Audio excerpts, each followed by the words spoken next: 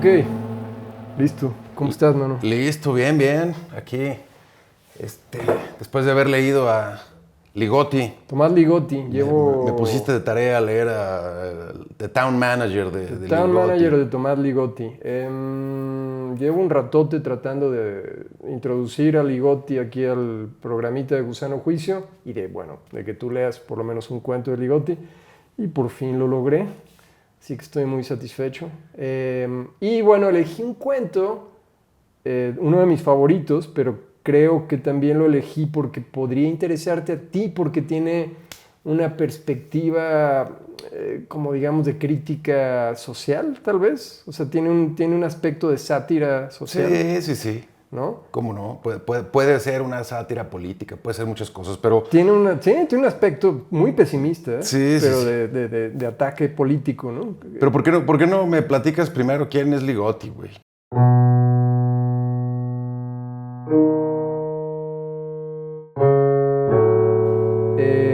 Bueno, es un escritor norteamericano que aún está vivo, nació en el 45. Okay. Es un escritor especializado en literatura fantástica de horror, en lo que llaman el Weird Tale. Okay. No es un escritor popular, no es un Stephen King, pues.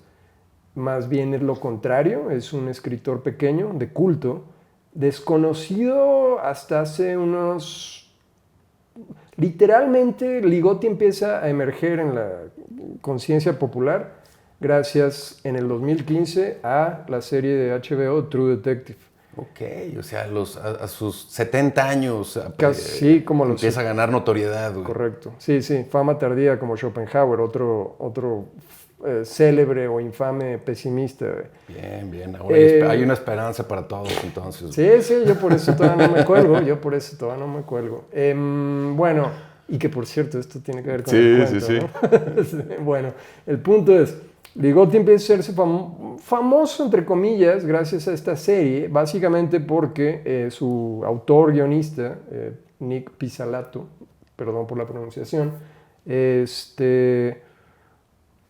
roba, no puedo decirlo de otra forma, no quiero usar eufemismos, realmente se roba párrafos completos de la prosa de Ligotti y específicamente de la prosa no ficción de Ligotti, de un libro suyo llamado La conspiración contra la especie humana, que es una especie de libro filosófico amateur, pero muy, muy bueno, y es como una especie de trayecto por la historia de la filosofía pesimista en Occidente y cómo conecta con la literatura de lo siniestro, ¿va? Pero también es un tratado antinatalista, en cierta forma, y ahí es donde conecta con el personaje famoso de Matthew McConaughey, el Rustin Cole, que tú sabes, algunos de la audiencia tal vez lo recuerden, es un gran personaje, es una gran serie, la recomiendo, aunque el final sea un poco cursi.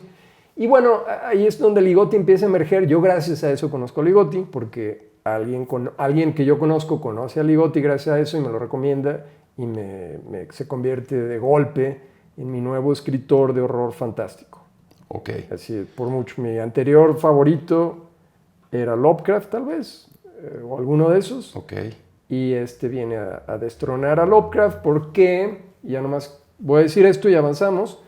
Lo interesante de Ligotti es que toma toda esta tradición del Weird Tale, que empieza tal vez con la novela gótica y con Edgar Allan Poe, pero que realmente detona y se convierte en lo que es con Lovecraft, que utiliza esta tradición del relato de fantasmas y la novela gótica y el horror sobrenatural y lo moderniza fusionándolo con ciencia ficción y con una perspectiva de materialismo mecanicista. Okay. Y lo pone en una nueva dimensión. Antes la novela gótica, su escenario natural era el castillo, la casa abandonada. Y para Lovecraft su encuentro con el elemento, con la otredad, con el elemento fantástico trascendental, es más bien el cosmos, el gran universo es la casa embrujada. Entonces Lovecraft encuentra una forma de utilizar los mecanismos de la ciencia ficción para crear un tipo de horror con perspectiva al infinito, ¿no? Parecido a Borges, de hecho, solo que Borges no escribe horror. Borges... ¿Tú describirías The Town Manager como un cuento de horror? Buena pregunta. Estoy a punto de decir que no. Y de hecho creo que más bien yo se lo podría proponer a casi cualquier persona y le diría más bien, ¿te gusta Kafka?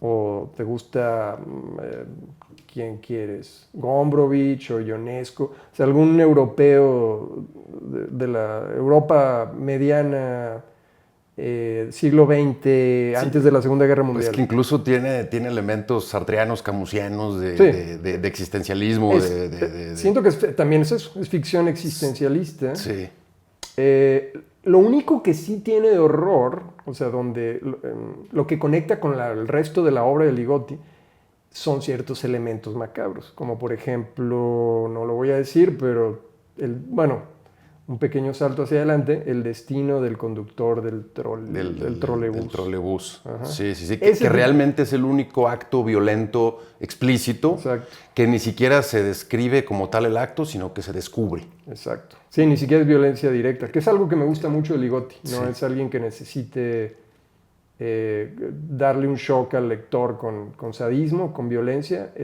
Muchas veces la violencia sucede fuera de página, por decirlo así, fuera de cuadro. Y más bien Ligotti perturba con ideas, con atmósferas, con sensibilidad, con perspectivas filosóficas, ¿no? Algunos dicen que es más bien, más que horror, a diferencia de Lovecraft, que le dicen horror cósmico, a Ligotti le dicen horror filosófico, pero también horror existencialista. Sí, sí, sí. ¿No? Recuerda mucho a los personajes existencialistas en el sentido del abandono de la propia la agencia en su vida, ¿no? Como todos se reconocen como simples engranes en una maquinaria de la cual no pueden escapar y no les interesa escapar. Sí. Sí. Cuya única decisión es le sigo o no le sigo, ¿no? Se reduce a eso, ¿no? A un ser o no ser. Sí. Continúo o no continúo. Sí, no está muy lejos de Mersal, de Camus o de Roquetín, de Sartre, ¿no? Solo que, de nuevo, lo que tal vez lo vuelve a reconectar con lo que Ligotti hace, el resto de los textos de Ligotti, este libro en especial es brillante, se llama Teatro Grotesco, y una parte de ese libro va por esta onda que cruza con el existencialismo o con el absurdismo europeo de Kafka y de Schultz y Gombrowicz, ¿no? Sí. Pero hay otros cuentitos que sí son más, obviamente, explícitamente cuentos de horror, pero de nuevo no es el horror al que tal vez estés acostumbrado. Es un tipo de horror más fino, más cerebral, más discreto, más introspectivo, ¿no? Pero bueno, ¿qué tal si empezamos a tratar de escribir este cuento que leímos? Sí, Town sí. Manager.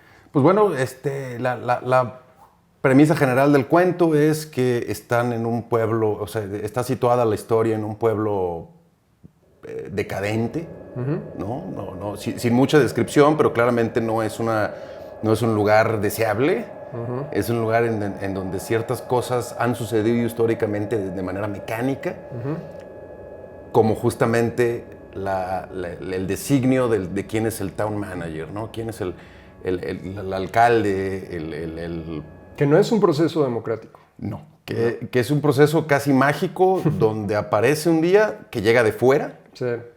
y un día desaparece, y cuando desaparece la gente tiene que seguir este protocolo burocrático de hacer como que lo buscan, simplemente para esperar la llegada del siguiente y someterse a los nuevos designios de este nuevo town manager, ¿no? Kafkiano, entonces. Sí. Muy kafkiano. Y en ese sentido, pues esa es la primera parte de la historia. La primera parte de la historia es, encuentran que no saben, que no está el town manager donde rutinariamente y estrictamente suele estar a la misma hora, en el mismo lugar.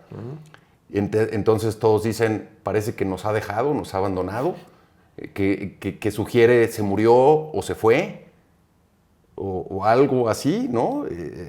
A mí por ahí me quedaba la duda cuando lo estaba leyendo al principio, como ya no está, ya se fue. Sí, no sabemos. Pero no en un sentido de se fue a otro lado, nos abandonó, no, más bien... Salió del mundo, ¿verdad? Exacto, ¿no? Es lo que te insinúa, ¿no? Porque realmente la técnica de Ligotti en este cuento, y en otros tal vez, es la insinuación. Sí. ¿No? Es más bien, no te dice nada concreto, pero te da suficientes pinceladas alrededor de una idea, un concepto, para generar una zona de misterio y que tu imaginación pueda trabajar con el material, ¿no? Sí. Entonces, este asunto del Town Manager, por cierto, es un cuento narrado en primera persona. Correcto. El narrador es parte del pueblo. Se siente como que el narrador no quiero decir que no tenga personalidad, como dices tú, es uno de estos antihéroes o modelo gris de antihéroe existencialista. Está alienado, pues, en resumen, está en una condición inconforme con el mundo, pero también deprimida, ¿no? Hay un fatalismo, hay una resignación y nada más sientes que está haciendo, como dicen, el simulacro, la pantomima de existir. Sí, ¿no? y a pesar de ser en primera persona, no describe una historia que le esté sucediendo a él. Le sucede al pueblo. Sucede, él es un narrador de que describe lo que pasa a su alrededor, no con demasiada empatía, no con demasiada interés. Sí. Parece ser que todos los personajes, no pareciera que ninguno fuera muy diferente a eso. Que no se mencionan mucho los personajes, no hay demasiados diálogos, no hay nada. Pocos diálogos. Existe un conductor de trolebús, existe el dueño de una tienda, existe el dueño de una barbería. Todos entienden su función mecánica dentro de esta construcción de pueblo extraño, mal manejado. Muy mal manejado. Es uno de los elementos del relato, ¿no? Que el narrador te habla de que en su vida, y esto puede ser familiar para muchas personas, sobre todo personas que ya llegan a mi edad, que conoces, bueno, todos en cualquier edad conoces a una persona ya que rebasa los 40 y dice, en mis días las cosas no eran tan malas, ¿no? Y este cuento como que toma esa idea y la lleva realmente a un lugar de exageración casi poética. Este personaje nos dice que en su vida ha visto cómo el pueblo ha pasado de lo que tú imaginas un pueblito norteamericano, aunque podría ser europeo también. Yo también lo imagino mexicano sin broncas. Y me recuerda a México en esencia el cuento, ¿va? Pero entonces te imaginas, ok, este cuate creció en un pueblito y que él decía ser ambicioso de joven y él quería vivir en la parte rica del pueblo. Sí, con un negocio de paquetería. Un negocio de paquetería. El tipo tenía una visión de cómo llegar al barrio rico, sí. Pero dice que en su vida le tocó no solo ver colapsar sus sueños, sino colapsar todo el pueblo, toda la economía del pueblo. Sí, el área que él deseaba habitar se encontraba ya en la ruina, entonces... Ya ni siquiera existía la colina, era una zona de colinas. Sí. Y ella dice, ya no hay colinas, ya está plano, güey, que es un elemento casi fantástico, ¿no? Sí, ahí sugerente de algo, ¿no? Sí, de que hay algo más que simple entropía económica. Aunque, hay que mencionar esto, Ligotti es de Detroit, Michigan.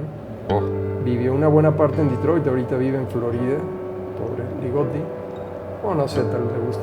Mejor clima cuando menos. Mejor clima cuando menos. Y entonces a él le tocó pues ver el colapso. Justo eso.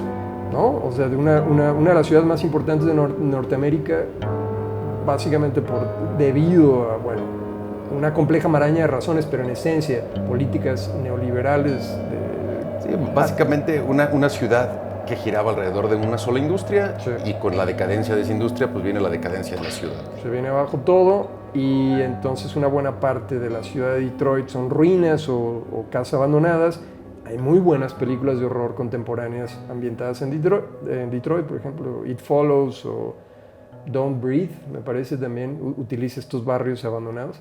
Y bueno, entonces siento que el pueblo de Town Manager es muy detroitesco, pero puede ser cualquier pueblo en ruinas, en cualquier parte del mundo, en cualquier época del mundo. Sí. Tiene también eso de Kafka, que es como muy inteligente para hacer que las cosas sean fantasmagóricas y universales, ¿no? Atemporales. Bueno, entonces, correcto. Ahí estamos. Empieza el desmadre de que desaparece el gestor del pueblo, ¿no? Y entonces vamos a buscar al gestor del pueblo. No está. Empieza a haber una atmósfera de ansiedad colectiva, porque saben lo que significa cuando la luz no se enciende en la oficina del gestor del pueblo. Significan problemas, ¿no? Entonces van, se hacen pendejos. Es muy gracioso cómo narra cómo se hacen pendejos. Como que cumplen con el estatuto, que es pasear por los mismos lugares en la misma secuencia. Incluso llegan a la última parte y deciden ya omitirla. Sí. Ya dicen, no, ya la chingada, ya no vamos hasta allá, güey. Cierto. Excepto que justo cuando justo cuando llegan a esa decisión y dicen, no necesitamos llegar hasta allá, alguien nota un detalle, ¿no? Sí. Están ya a las afueras del pueblo, hay una granja abandonada y hay una choza horrible, o sea, una choza primitiva mal hecha, ¿eh?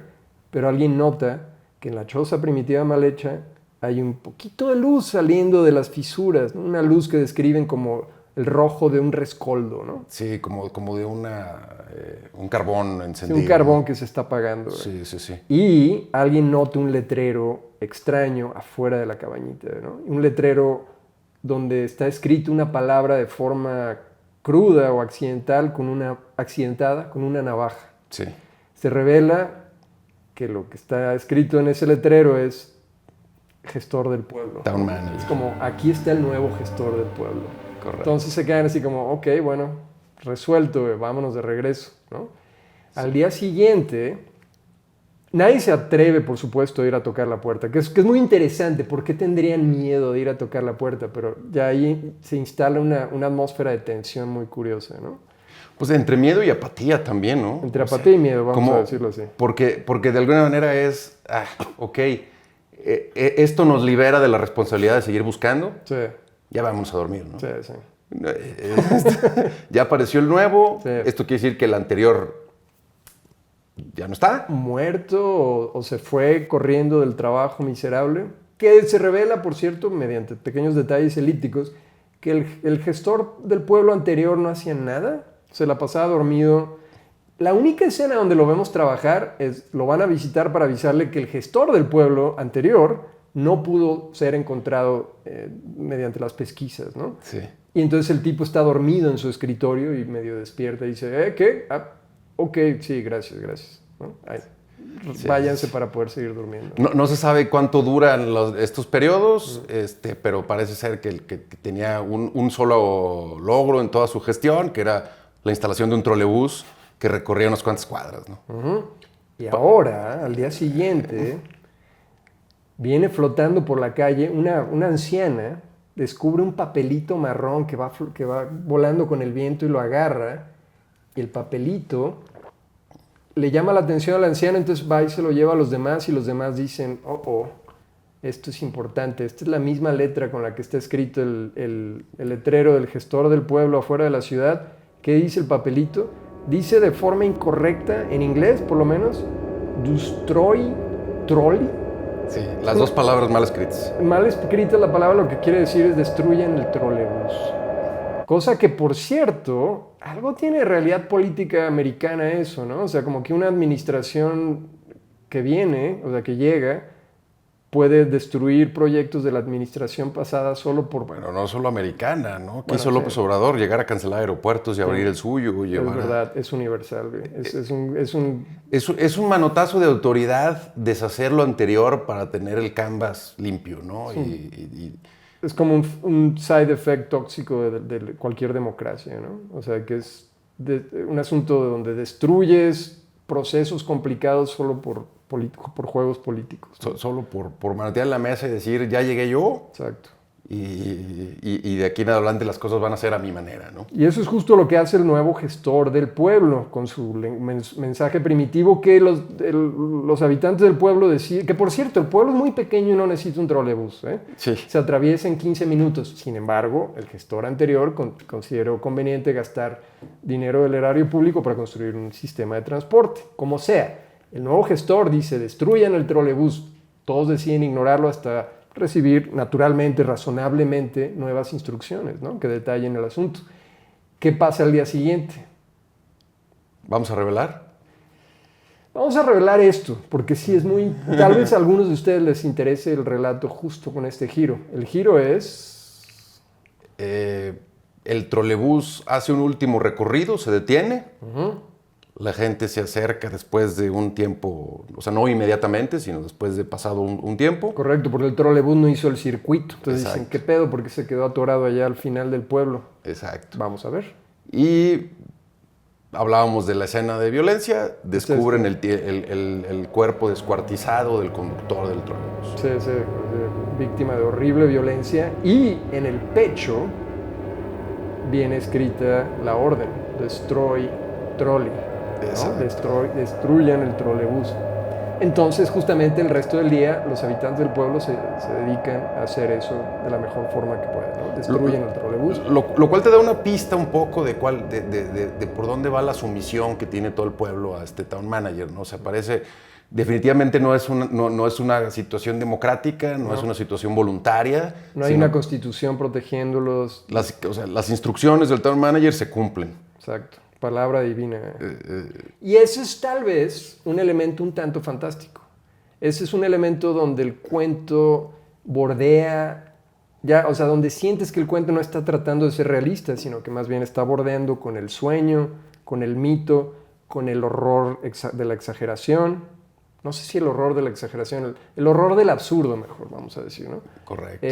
Bueno, sí, simplemente es quitarle las protecciones que nosotros damos por sentado, que por cierto, nuestros vecinos norteamericanos tal vez no deberían de haber dado por sentado esas protecciones civiles y legales. Van a pagar las consecuencias de darlas por sentado, güey. Ya las están pagando. Espero que se diviertan, compadres. Bueno, el punto es, estas personas se encuentran en esta situación incómoda y bueno, está bien, nadie quiere discutir con una persona que cometió este acto de violencia barbárica y además con algún elemento difícil de explicar. Porque tiene algo de esto también de historia de horror, de que hay, la violencia es invisible, ¿no? Ya que no es visible el town manager, a diferencia del town manager anterior, que era un ser humano corrupto y apático, sí. Este town manager es una abstracción, es un fantasma, es una cosa escondida detrás de una cabaña abandonada. Entonces, y a diferencia de, suponemos, otros town managers, este güey tiene el poder de un dios de matar si siente que tienes que morir, güey. Sí. Entonces, y el pueblo lo toma simplemente... Sí, señor. Como va en serio la indicación. Sí, vamos a obedecerlo. En un día se dedican a sacar vías, a destruir lo que haya, la infraestructura que giraba para que funcionara el trolebús, sin mayor rito, sin mayor detenimiento para contemplar la muerte del conductor, o velarla, o lamentarla, o nada. Simplemente, la instrucción es precisa y ya sabemos lo que pasa cuando no se cumple, ¿no?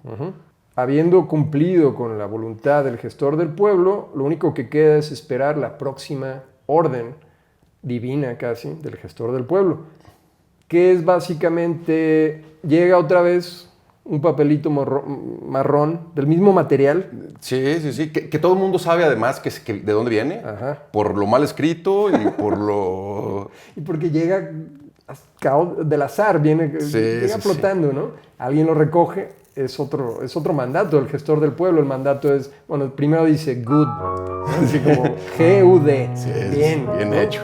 Ahora, ¿qué dice? Algo así como recibirán otras órdenes, ¿no? Va a haber tendrán cambios. Nuevos trabajos. Sí. ¿no? Lo que pasa en el cuento a continuación, y creo que solo hay que describir el proceso, que es un proceso complicado, y vamos a dejar al final en misterio, por supuesto, no queremos arruinarlo. Lo que pasa a continuación es que bajo la nueva administración del gestor del pueblo, primero llegan constructores, llegan carpinteros y electricistas, así de importante que siempre parece que los cambios llegan con gente del exterior, que llega, hace el trabajo y se retira. Exacto. ¿No? Y llegan a reconfigurar todo el pueblo, llegan a cambiar... literalmente, sálganse de sus... Es uno de estos pueblos de una sola calle, ¿no? Sí. Básicamente, con algún vecindario pegado. Entonces llegan y transforman toda esta calle comercial central del pueblo, sacan a las gentes de sus comercios y es como, estamos bajo remodelación. Cuando acaban de remodelar, ¿qué aspecto tiene el pueblo, bro? Pues pareciera que es como una especie de carnaval, como de un Coney Island. Versión pesadillesca. Versión pesadillesca. Versión mala onda. Absurdo. Ajá. La tienda de materiales o de herramientas es transformada en un laberinto de baños. Hecho de mingitorios. Sin propósito aparente, excepto... Sin lógica, cada uno decorado de manera distinta, cada uno de diferente tamaño. La entrada de uno, dentro de uno está la puerta de entrada para el siguiente. O sea... Surreal, tal vez. Entre surreal y absurdo y Y el que antes era el dueño de la tienda de hardware, de herramientas, ahora tiene que ser el asistente y está bordeado en su camisa. Se tiene que poner un uniforme, soy el asistente de Mingitorios. Exacto. ¿No? Su chamba ahora, como este era mi changarro y el changarro se reconfiguró, ahora yo me encargo de cuidar este changarro, ¿no? Sí. El changarro donde chambeaba nuestro narrador era una peluquería, una barbershop, ¿no? Sí, correcto. No era el barbero, no, él era el barrendero. El que Así de mal había acabado nuestro pobre narrador. Pero ahora el barbershop ya no es barbershop, ahora se convierte en... Esta es la tienda, el mundo del bebé. Sí, sí, sí. Sí, o sea, es un que es lugar como lleno una especie de juguetes. guardería. Guardería sin niños, pero llena de objetos para niños. Peluches, como una especie de cuadrado acolchado donde hay peluches y hay cosas para que se diviertan niños que nunca llegan. Que nunca llegan y el pobre peluquero tiene que vestirse como con un mameluco, ¿no? O sea, no lo describe muy concreto, pero dice, bueno, es como con parafernalia, con vestimenta de un infante, ¿no? Entonces hay un grave elemento de humillación en lo que está pasando en el pueblo. La vida de estas personas está cambiando no para mal, para mucho peor, y todos tienen que someterse a resignarse a la idea de ser ahora, es como una Disneylandia del mal, ¿no? Ahora todo es servicios para turistas que nadie se explica de dónde van a venir. Sin embargo... Nadie cree que vayan a llegar. Y sin embargo, sí. Alguien se encuentra con... Bueno, primero empieza a llegar gente. Bueno, nuestro narrador, su chamba se va a consistir en preparar y vender una especie de consomé. Como una sopa maruchan. Algo más abajo de la sopa maruchan, güey. Sí, algo más abyecto que una sopa maruchan. Un caldo insípido, acuoso. Caldo del caldo, ¿no? Una cosa así. Y dice que sobrevive de eso, güey. O sea, que no tiene más que... Él, para sobrevivir, tiene que consumir el caldo que vende y vive en un colchoncito en el mismo kiosco. Sí. Entonces el tipo está como esperando su destrucción final. No es posible que alguien venga a comprar esta porquería. Sí, o sea, ¿esto en qué acabar? ¿Va a acabar en... ¿Vamos a morir de hambre o qué? Y sin embargo empiezan a llegar gente. Y ¿no? se le hacía fila. Empiezan a hacer filas. Llegan gentes de otras comunidades a experimentar el pueblo. Alguno deja un folletín, un folleto en el mostrador del kiosco donde chambea el narrador. Y entonces el narrador agarra el folleto y dice, no mames, güey. El town manager hizo toda una empresa... Es un proyecto gigantesco para que la gente venga... Para traer turismo. Este turismo, ¿qué tipo de turismo es? De explotación muy cabrona, ¿no? Pero bueno, el chiste es, el pueblo ahora se llama Come to the Fun Town. Fun times at the funny town. Sí, tiempos divertidos en el pueblo chistoso. Algo así de simple y estúpido. Pero bueno, es el destino es lo que hay. A mí me recordó un poco este tema de los pueblos mágicos, ¿no? Que México tiene montones de pueblos mágicos que a veces solo reciben la estampa y eso es suficiente para que generen ciertas visitas. Sí. Y yo he ido a varios pueblos mágicos bastante decepcionantes. Seguro. Entonces, yo viví en Guanajuato y algo tiene de eso. Bueno, pues Guanajuato vale la pena.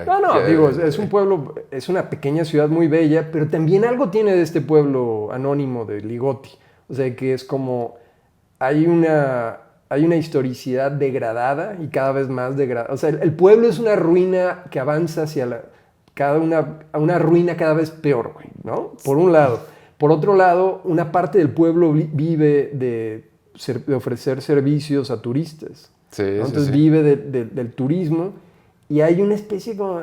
Hay un resentimiento, hay una humillación básica en eso y hay un resentimiento natural paradójico de las personas que viven ahí hacia el turista, que muchos son extranjeros, ¿no? Sí, que sin embargo es un motor básico de la economía, pero también hay pues, tú sabes, hay una fricción, es natural, hay algo desagradable en esta situación existencial. Ligoti lo lleva al extremo, por supuesto. Sí. Pero bueno, el cuento transcurre en la descripción de las como variadas...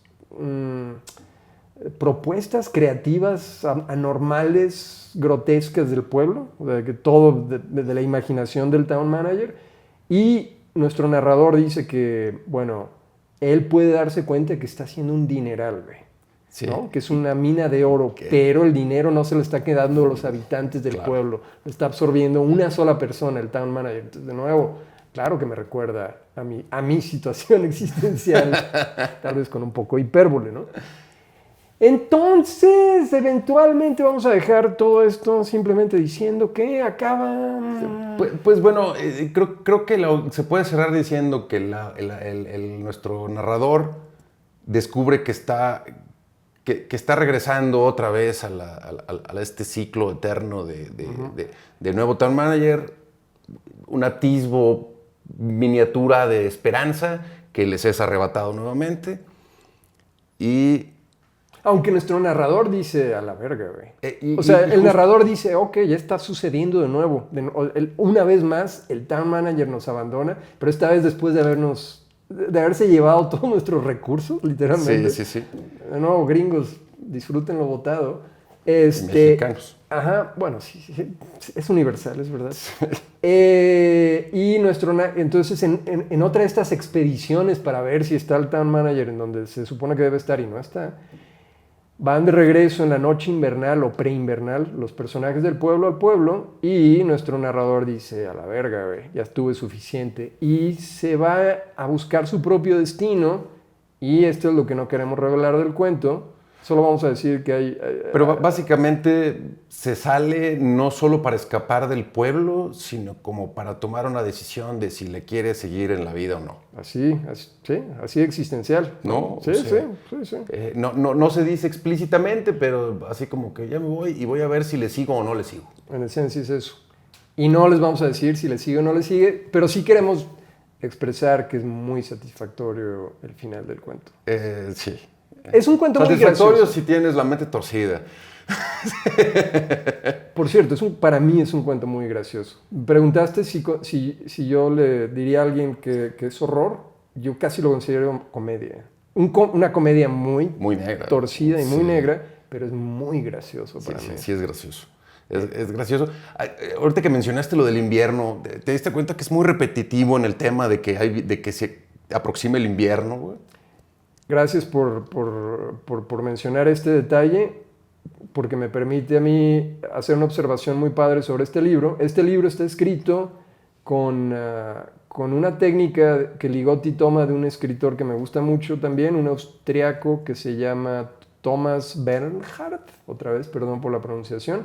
Esto se me olvidó mencionar de Ligotti. Es un tipo muy interesante porque toma esta tradición del weird fiction y no solo la lleva hacia lo filosófico, sino que en cuanto a técnica literaria, la combina con estilos y técnicas narrativas de escritores modernistas y posmodernistas que no tienen nada que ver con el horror, pero sí mucho que ver con el absurdo y con el existencialismo. Entonces toma mucho de Nabokov, de Bruno Schulz, toma hasta un poco de William Burroughs y específicamente en este cuento en este libro entero de teatro grotesco, la influencia principal en cuanto a cómo compone su prosa es este austriaco, Thomas Bernhard, que es, tal vez algunos lo conozcan, es un maestro de la repetición. Sí. Es un tipo que no tiene ningún problema en repetir una y otra vez algo hasta crear un tipo de delirio y también una prosa musical hipnótica, porque Bernhard era músico en realidad. Esa sensación me dio con la insistencia en que estaban en las vísperas del invierno, ¿no? Uh-huh. Primero pensé, la segunda vez que lo leí, bueno, fue casualidad, pero Sí, 3, 4 veces. Error, esto no es un error. Algo quiere decir, y ya también empieza la mente a volar, bueno, ¿qué es el invierno? Es una especie de metáfora de la muerte, es una especie de metáfora de la... Claro. Sí. Del final o simplemente de la naturaleza cíclica de la vida. Sí. Es la temporada que es como el personaje principal del cuento, tal vez el invierno, en cierta forma abstracta. Okay. Te digo, uno de los escritores favoritos de Ligotti, no es un escritor de horror, es un escritor que a mí también me obsesiona, que se llama Bruno Schulz, muy cercano a Kafka. En Schulz muchas veces no hay personajes, hay más bien el pueblo entero es el personaje y se siente como que también a veces el personaje más que el pueblo es la temporada.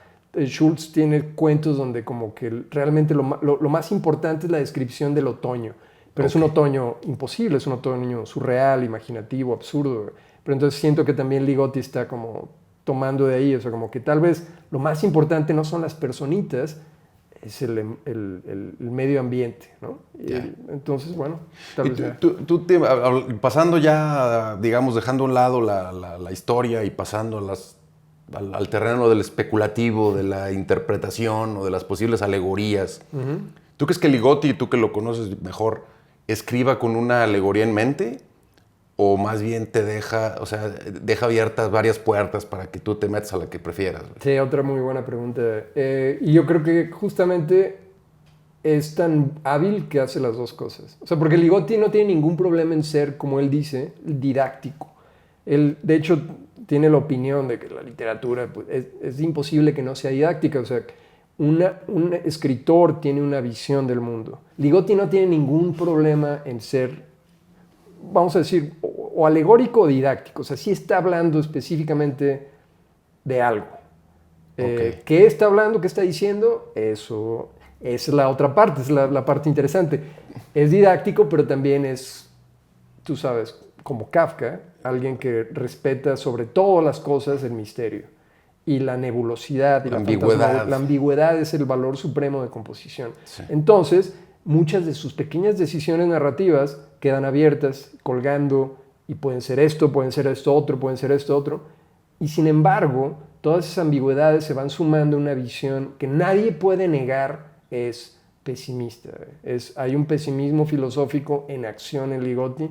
No es un tipo que vayas a cerrar la página y te vayas a quedar, ¿cuál será la opinión de Ligotti sobre el mundo? Sabes exactamente qué opina Ligotti del mundo y de los seres humanos. Y sin embargo, aunque ese elemento no tiene misterio, todo lo demás sí tiene misterio, ¿no? Entonces... Sí, porque podría caber una crítica política. Lo es, en cierta forma. Sí, pero yo creo que no es una crítica política que ofrece una alternativa. Es más, Exacto. Es más una especie de rendición a la situación. Sí, ¿no? es una resignación total a una espiral descendiente. ¿no? O sea, porque está, como lo mencionamos hace rato, lo decías, está lo obvio que es, llega cada gobernante, destruye lo anterior, hace lo nuevo, y eso puede considerarse una crítica política a cierta situación particular. Pero a mí me parece que es más bien una especie de escenario en el cual el humano descubre su propia pesadilla, ¿no? O sea, porque no ofrece una salida, ningún personaje tiene salida, ningún personaje piensa que las cosas podrían ser mejor. Es simplemente, esto es lo que hay, y de nuevo, ¿te quedas o te vas? Son las únicas dos que tienes, ¿no? Y sin embargo, hay un giro al final que ustedes deben de leer por su cuenta. No podría haberlo dicho mejor y no creo que deba decirse nada más después de lo que acabas de decir. Yo creo que aquí dejamos la conversación. Hombre, un gusto. Buen trabajo, güey.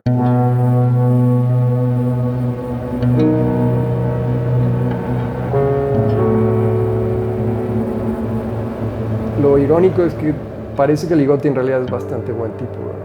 O sea, sí, claro, es una persona que sufre. O sea, Ligotti no es una persona feliz escribiendo cuentos infelices. Es realmente una persona profundamente infeliz. Pero dicen los que lo conocen que en realidad es un tipo agradable. Tipo muy agradable y muy buena onda dentro de lo que cabe.